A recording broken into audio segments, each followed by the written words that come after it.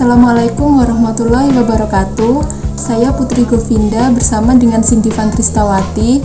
Kami akan mempresentasikan hasil makalah dari kelompok kami yang berjudul Penilaian Prestasi Kerja.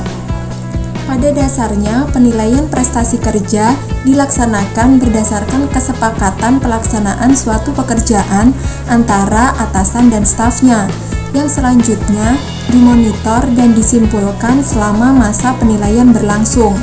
Dan penilaian prestasi kerja merupakan usaha membandingkan antara hasil kerja yang dicapai oleh seorang karyawan dengan standar prestasi yang telah ditetapkan oleh perusahaan. Sehubungan dengan besarnya pengaruh hasil penilaian, maka perlu diupayakan agar penilaian dilakukan seobjektif mungkin.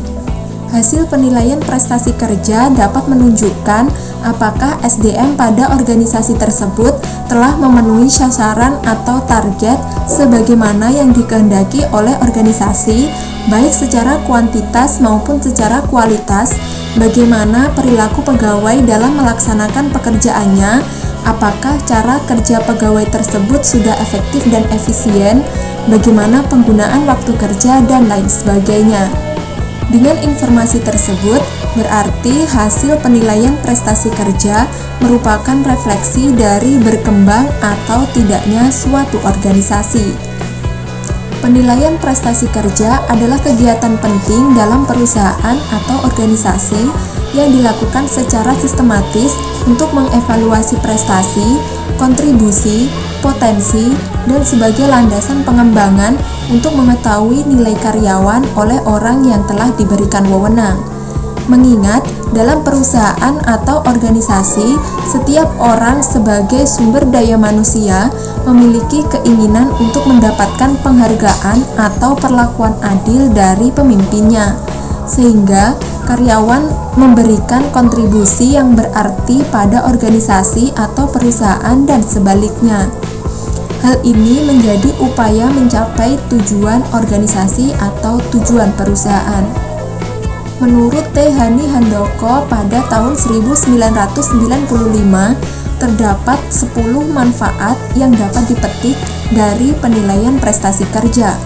Yang pertama yaitu perbaikan prestasi kerja, penyesuaian kompensasi, keputusan penempatan, kebutuhan latihan dan pengembangan, perencanaan dan pengembangan karir, penyimpangan proses staffing, ketidakakuratan informasional, kesalahan desain pekerjaan, kesempatan kerja yang adil, dan yang terakhir tantangan eksternal. Menurut Robert Bakal pada tahun 2002, ada 3 pendekatan yang paling sering dipakai dalam proses penilaian prestasi kerja karyawan. Yang pertama yaitu sistem penilaian atau rating system. Sistem ini terdiri dari 2 bagian, yaitu suatu daftar karakteristik, bidang, ataupun perilaku yang akan dinilai dan sebuah skala ataupun cara lain untuk menunjukkan tingkat kinerja dari tiap halnya. Perusahaan yang menggunakan sistem ini bertujuan untuk menciptakan keseragaman dan konsistensi dalam proses penilaian prestasi kerja. Kelemahan dari sistem ini adalah sangat mudahnya untuk dilakukan. Para manajer pun jadi mudah lupa mengapa mereka melakukannya, dan sistem ini pun disingkirkan. Yang kedua yaitu sistem peringkat atau rating system. Sistem peringkat membandingkan antara karyawan yang satu dengan karyawan yang lain. Hal ini dilakukan berdasarkan kriteria yang telah ditetapkan sebelumnya, misalnya total pendapatan ataupun kemampuan dari manajemen. Yang ketiga yaitu sistem berdasarkan tujuan atau object-based system.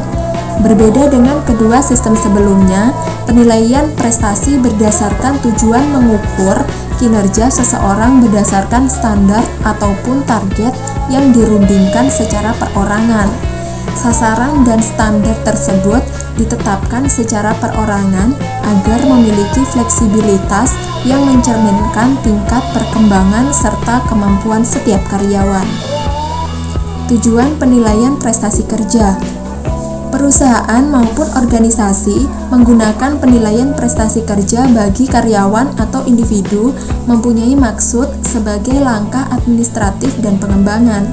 Secara administratif, perusahaan atau organisasi dapat menjadikan penilaian prestasi kerja sebagai acuan atau standar di dalam membuat keputusan yang berkenaan dengan kondisi pekerjaan karyawan, termasuk untuk promosi pada jenjang karir yang lebih tinggi, pemberhentian, dan penghargaan ataupun penggajian. Tujuan penilaian prestasi kerja sendiri adalah memberikan masukan untuk perencanaan masa depan. Penilaian lebih mudah dikaitkan dengan kinerja di masa lampau, bukan untuk menilai kemampuan karyawan. Dengan perkataan lain, fokus perencanaan membantu manajer mengarahkan masukan untuk mengubah perilaku dan pencapaian, bukan untuk penilaian kemampuan karyawan. Bagaimana sih cara menghindari masalah penilaian? Yang pertama yaitu pelajari dan pahamilah potensi permasalahan dan solusinya. Memahami permasalahan bisa membantu untuk menghindari berbagai macam konflik yang terjadi di perusahaan. Yang kedua, gunakan alat peringkat yang tepat. Setiap alat memiliki kelebihan dan kekurangan tersendiri. Jadi, pihak perusahaan harus memilih mana alat yang tepat yang dapat digunakan untuk menyelesaikan permasalahan tersebut. Yang ketiga, latihlah penyelia untuk mengurangi terjadinya kesalahan. Namun, pelatihan tidak selalu menjadi solusinya. Dalam prakteknya, beberapa faktor mungkin lebih penting daripada pelatihan. Ini berarti bahwa meningkatkan akurasi penilaian bukan hanya membutuhkan pelatihan, tetapi juga mengurangi efek dari faktor luar seperti tekanan serikat pekerja dan batasan waktu. Yang keempat, penyimpanan agenda juga berharga untuk diusahakan.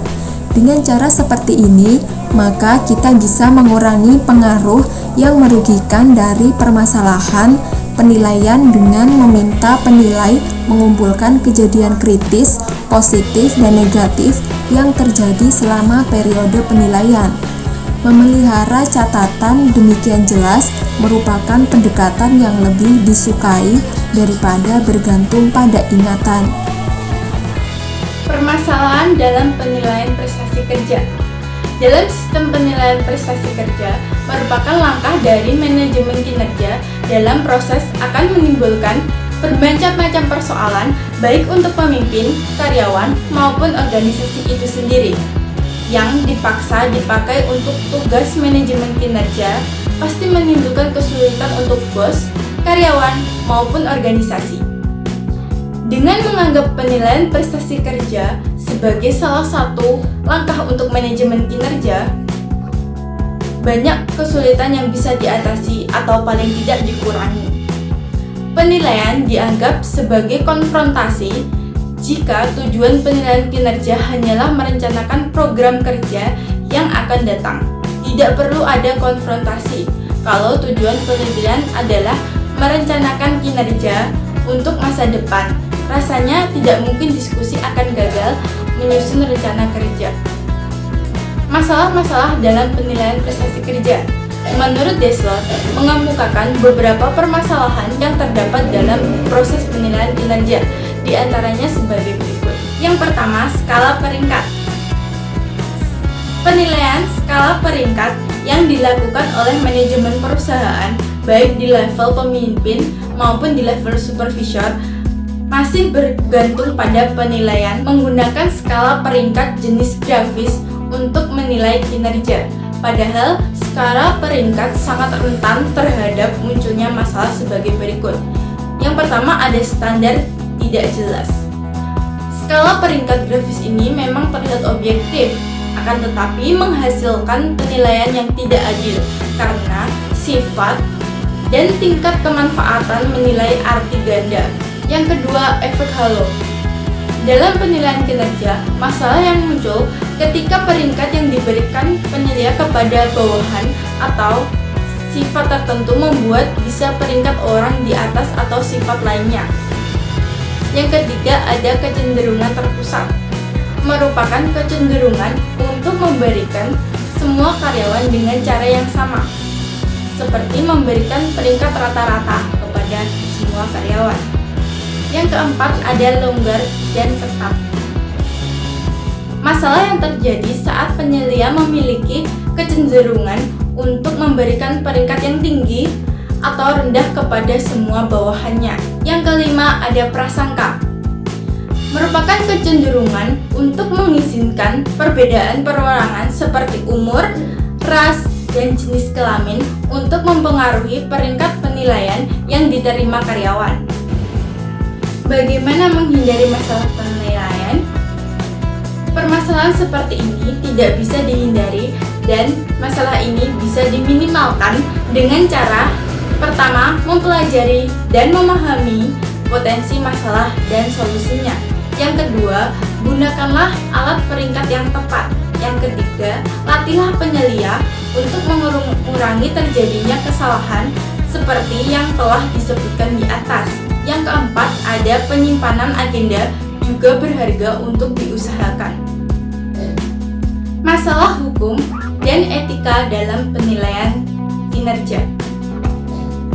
Penilaian mempengaruhi promosi, kenaikan gaji, dan memberhentikan. Seringkali terjadi penilaian perusahaan yang diwakilkan oleh pimpinan dan supervisor yang bersifat diskriminatif dan subjektif atas kepentingan masing-masing, khususnya dalam kasus yang menyangkut pemberhentian promosi, pemecatan, pembayaran tunjangan, atau kombinasi dari semuanya.